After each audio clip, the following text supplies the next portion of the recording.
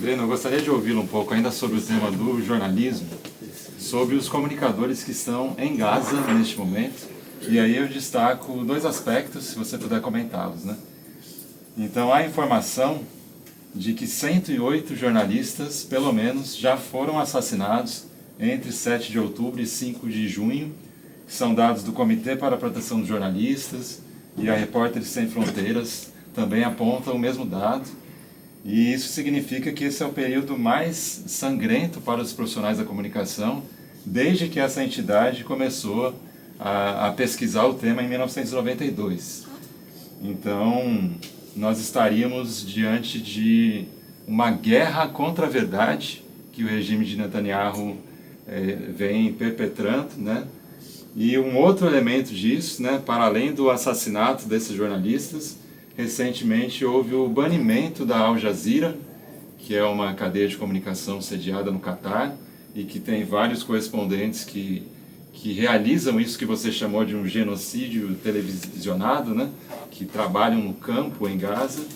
E a Al Jazeera está proibida de transmitir do território de Israel, o que significa também que a população israelense está sendo usurpada dessas imagens que revelam as atrocidades do seu próprio governo, né? E eu me lembro também de um caso do Wael Dadu. Ele era chefe de redação em Gaza e, apesar dele não ter sido assassinado, praticamente toda a sua família foi. Perdeu esposa, filhos, né? Então eu gostaria que você comentasse um pouco sobre os nossos colegas comunicadores, se eles estão sendo alvos deliberados de ataques fatais do regime sionista e se isso pode ser chamado de uma guerra contra a verdade. Eu não tenho nenhuma dúvida de que os ataques são deliberados. Na Segunda Guerra Mundial, o mais sangrento dos confrontos da história da humanidade, morreram 69 jornalistas. E em Gaza, em 8 meses, 108. Eu vou repetir.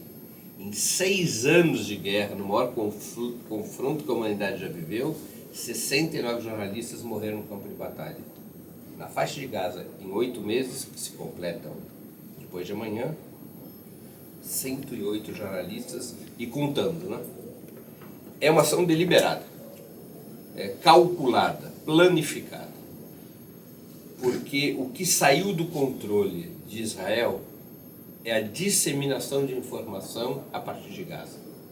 Eu estou convencido de que o governo Netanyahu não imaginava que essas informações poderiam fluir para o resto do mundo. Que ele poderia fazer o que está fazendo e controlar a opinião pública a partir dos grandes monopólios de comunicação sobre os quais o lobby sionista tem muita força. Quando irrompe essas informações a partir de redes alternativas como a Al Jazeera ou de comunicadores que estão ali em Gaza, Israel é surpreendido e também os Estados Unidos são surpreendidos. E Israel passa a operar a eliminação dessa fonte de informações através de atentados planificados contra jornalistas. A mais infame das atitudes da imprensa brasileira e mundial, refiro-me evidentemente aos grandes monopólios, é não denunciar essa situação. Imagine se fosse um outro país fazendo o que Israel está fazendo com jornalistas. Vamos imaginar que fosse o Putin matando 108 jornalistas. O que os meios de comunicação, os grandes monopólios de comunicação estariam dizendo no Brasil e no mundo? E aqui há um silêncio dos grandes meios, apesar de estarmos assistindo, que você bem denominou, de uma guerra contra a verdade.